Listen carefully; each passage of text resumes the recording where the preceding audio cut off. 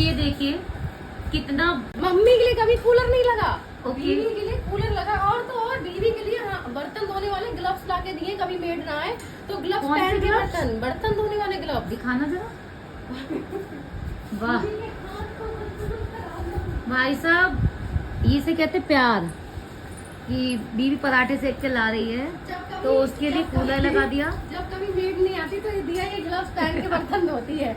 और एक्स्ट्रा भी है, जब ये खराब हो जाए तो ये वाले यूज कर रहे हैं। ओ माय गॉड, इतना इतना प्यार,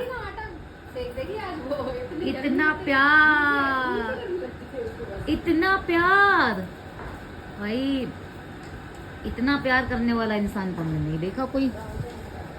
अब तो गर्मी नहीं लग रही दिया, एकदम फर्स्ट क्लास। सीखो, मेरा भाई कितना अच्छा भाई है मेरा। ऐसी पत्नियों को प्यार करते रहते, ऐसा पति सबको मिले।